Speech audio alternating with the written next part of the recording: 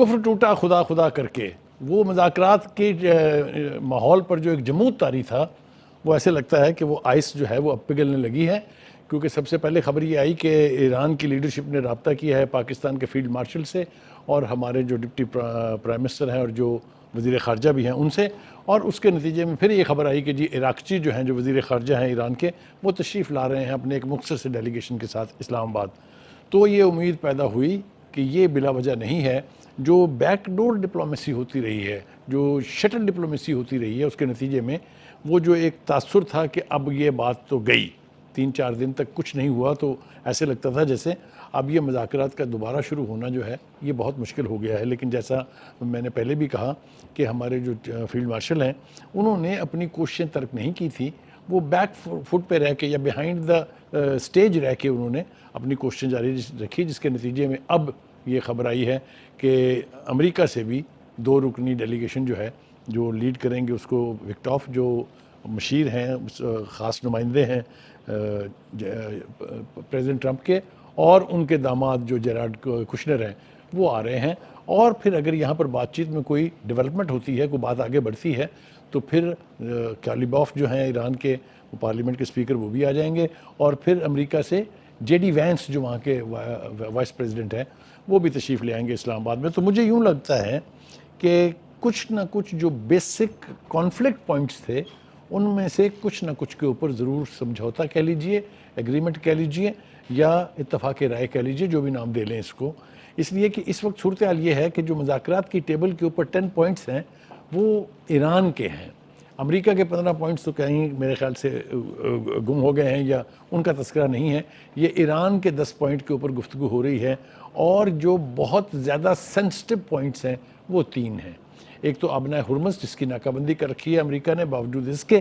کہ پہلے راؤنڈ کے نتیجے میں ایران نے نہ صرف ایگری کیا تھا بلکہ آبنائے ہرمز کو کھول دیا تھا، لیکن ٹرمپ صاحب جو جن کی کریڈیبلٹی کے اوپر بہت بڑے سوالیہ نشان ہیں، انہوں نے پھر ایران کے پانیوں سے پیچھے آبنائے ہرمز کا جو ہے وہ اس کی ناکہ بندی کر دی ہے، جس نے صورتحال کو بہت سینسٹیو بنا دیا، اور یہی وجہ بنی ان مذاکرات کے دوسرے راؤنڈ کے اندر تاخیر کی۔ اسی طرح سے ایک ایشو لبنان کا ہے، لبنان میں جس طریقے سے اسرائیل جو ہے وہ تمام جنگ بندی کی خلاف ورزی کر رہا ہے، جیسا اس نے غزہ میں کیا تھا۔ غزہ کے 2-3-4 راؤنڈز کے بعد جو جنگ بندی ہوئی تھی اس کو ایک دن بھی احترام نہیں کیا اس کا اسرائیل نے، اور وائلیشن کرتا رہا، اور اب تک 73,000 سے زیادہ افراد شہید ہو چکے ہیں، اور اسی طرح سے لبنان میں شہید ہونے والوں کی تعداد کوئی 10,000 کے قریب پہنچنے والی ہے، اور جن آبادیوں کے اوپر بمباری کی گئی ہے وہاں وہی غزہ والی صورتحال جو ہے وہ دکھائی دیتی ہے۔ جب تک یہ اسپوائلر جو ہے جس کا نام نیتن یاہو ہے وہ اس طرح کی وارداتیں کرتا رہے گا، اس خطے میں امن کا خواب جو ہے وہ شرمندہ تعبیر نہیں ہو سکتا۔ لیکن اگر امریکہ اور ایران کے بیچ کوئی انڈرسٹینڈنگ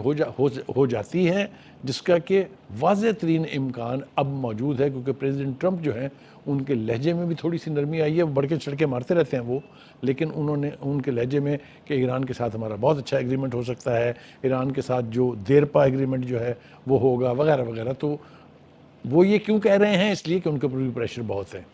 جنگ تو ٹرمپ صاحب جتنے مرضی نعرے مارتے رہیں کہ وہ جیت گئے ہیں، ایسا دور دور تک کچھ نہیں ہے،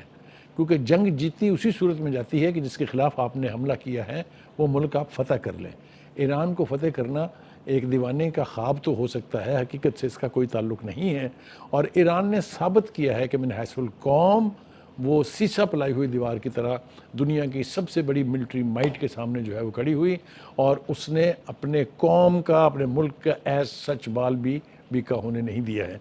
اسی طریقے سے ہم دیکھتے ہیں کہ جو خبریں آ رہی تھی ہمیں کہ جی بڑا اختلاف ہے، کچھ لوگ وہاں ایران میں چاہتے ہیں کہ مذاکرات ہونے چاہیے، اور کچھ جو ہاکس ہیں وہ چاہتے ہیں کہ نہیں ہونے چاہیے۔ میں بار بار اس پہ اصرار کرتا ہوں کہ ایران میں اسلامک ریولوشن کے بعد سے ڈفرینس آف اوپینین ایک چیز ہے جو ہونی چاہیے کسی بھی ہیلدی سوسائٹی میں، لیکن اگر یہ کہا جائے کہ ان میں انتشار ہے، آپس میں ان میں اختلاف ہے، وہاں پارٹی بازی ہے، تو ایسا کچھ نہیں ہے۔ اس کی وضاحت جو ہے ایرانین لیڈرشپ نے بھی کر دی ہے، اور میں وثوق سے کہہ سکتا ہوں کیونکہ میں ایرانین ریولوشن کا اسٹوڈنٹ ہوں، میں کوئی 2 درجن مرتبہ وہاں جا چکا ہوں ریولوشن کے بعد سے، تو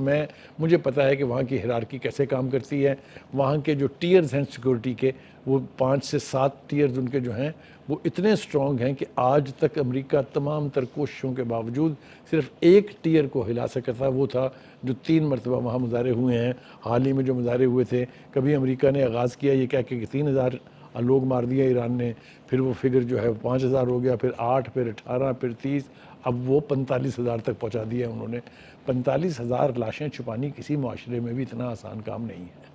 any way, having said that, کوئی انتشار نہیں ہے وہاں کی قیادت میں۔ امریکہ کو فیس سیونگ بھی چاہیے، اس کو رسپیکٹیبل ایگزٹ بھی چاہیے۔ یہی حال ان کا ہر اس جنگ میں ہوا ہے جس میں ماضی میں وہ گئے ہیں، چاہے ویتنام ہے، چاہے وہ عراق ہے، چاہے وہ افغانستان ہے۔ تو اس وقت بھی ان کو سب سے بڑا چیلنج جو درپیش ہے ٹرمپ کو، وہ یہ ہے کہ اس پورے یعنی جنگ کے بعد کیا فیس سیونگ لے کے وہ واپس جا کے اپنی قوم کو بتائیں گے کہ میں اتنا بڑا لاؤ لشکر لے کے جو گیا تھا، میں وہاں سے کیا لے کے آیا ہوں واپس۔ ابنائے ہرمز کو اگر کھلانا ان کے لیے جیت ہے تو وہ تو پہلے کھلی ہوئی تھی، اس کو تو بند آپ کے حملے نے کرایا، اور پھر پاکستان نے جو مذاکرات کیے اس کے نتیجے میں انہوں نے دوبارہ کھولا، آپ نے پھر جا کے اس کے پیچھے سے ایک ناکہ بندی کر دی ہے۔ تو آپ وائلیٹر بھی ہیں، آپ ایگریسر بھی ہیں۔ تو اس وقت میں سمجھتا ہوں کہ مذاکرات کی ٹیبل اگر سج جاتی ہے، جس کا کہ مجھے پورا یقین ہے کہ اب بات آگے بڑھے گی، تو شاید وہ دن بھی آئے کہ ہم دیکھیں کہ پریزیڈنٹ ٹرمپ اور ادھر سے ایرانین پریزیڈنٹ پزشکیان جو ہیں وہ پاکستان تشریف لائیں گے کسی بھی فارمل ایگریمنٹ پر دستخط کرنے کے لیے۔ یہ اب کرنا لازمی ہو گیا ہے۔ امریکہ کو یہ بات اب ازبر ہو گئی ہے، بالکل اس نے یہ باور کر لیا ہے کہ ایران کو ملیٹریلی شکست نہیں دی جا سکتی، اور ایران جو ہے وہ ہر گزرتے لمحے کے ساتھ سٹرنتھ پکڑ رہا ہے، قوت پکڑ رہا ہے۔ تو کہنے کا مطلب یہ ہے کہ وہ جو مطالبے ہیں اس کے، جس میں سینکشن رجیم کا خاتمہ ہے، جس میں جو ایسٹس فریز ہوئے ہیں ان کا ریلیز کرنا ہے، یہ بہت ساری باتیں ٹرمپ کو ماننی پڑیں گی۔ یہ نہیں ہو سکتا کہ وہ ایرانین ڈیلیگیشن کو تو خالی ہاتھ گھر بھیج دیں اور آپ سب کچھ سمیٹ کے یہاں سے چلے جائیں، یہ ہونے والا نہیں ہے۔ امریکہ کو بہت ساری رعایتیں دینی پڑیں گی، اور اس کانفلکٹ کو ختم کرنا جتنا ضروری ایرانینز کے لیے ہے، اس سے زیادہ ضروری پریزیڈنٹ ٹرمپ کے لیے ہے۔ ایک اور بات جس کا ذکر بہت ضروری ہے وہ یہ کہ ہماری جو عسکری لیڈرشپ ہے اور ہماری جو سیاسی لیڈرشپ ہے، انہوں نے 2 متحارب گروپوں کو 40 نہیں 47 برس کے بعد ایک ٹیبل پر بٹھایا، اور اس مذاکرات کے پروسیس کو وہ اگر نتیجہ خیز بنانے میں کامیاب ہو جاتے ہیں، جس کے کہ آثار اب نمایاں ہونے شروع ہو گئے ہیں، تو پاکستان دنیا میں ہم 2 حوالوں سے جانے جائیں گے۔ ایک تو یہ کہ ہم یونائٹڈ نیشن میں جو پیس کیپنگ فورسز ہیں اس میں ہمارا کنٹریبیوشن از سیکنڈ ٹو نن، اور ہماری جو وہاں پر پرفارمنس ہے ہماری آرمی کی جن ملکوں میں وہ گئی ہیں جہاں کانفلکٹ تھے، وہ ریمارکیبل ہے، اور اس کی داد جو ہے وہ سیکورٹی کونسل جنرل اسمبلی کے اندر 1 سے زیادہ مرتبہ اس کی بازگشت سنی گئی ہے۔ اور دوسرا، اب ہمارا پیس کیپر کا role, Pakistan leadership and Pakistan as a country peacekeeper کے رول میں ہمارے ہیں کہ اتنے بڑے بڑے متحارب گروپ تھے 2، ایران اور امریکہ کبھی ایک ٹیبل پہ بیٹھ جائیں گے یہ ممکن ہی نہیں تھا۔ جتنی دفعہ بھی مذاکرات ہوئے پاکستان سے پہلے، وہ سارے یعنی یہ ایرانین ڈیلیگیشن کہیں اور بیٹھا ہے، امریکن ڈیلیگیشن کہیں اور بیٹھا ہے، اور جو ہوسٹ کنٹری ہے وہ اس کے بیچ پیغام رسانی کر رہے ہیں۔ یہ پہلی مرتبہ تھا کہ they looked at each other eye to eye۔ ابھی بھی یہ مذاکرات جو ہیں یہ دونوں پارٹیوں کے بیچ ہوں گے، as a facilitator, as a host we will be there. Last time جو مذاکرات ہوئے اس میں بھی ہمارے فیلڈ مارشل بھی تھے، ہمارے پرائم منسٹر جو ہیں وہ بھی بہت کلوزلی ان ٹچ تھے۔ دعا یہ کرنی چاہیے کہ اللہ کرے کہ اب اس خطے سے جنگ کے بادل مستقل طور پہ چھٹ جائیں، ایران جو ہے وہ اپنی ری بلڈنگ ریکنسٹرکشن کے پروسیس میں پڑے، اور امریکہ جو ہے وہ ایک فیس لیونگ لے کے یہاں سے رخصت ہو۔ یہ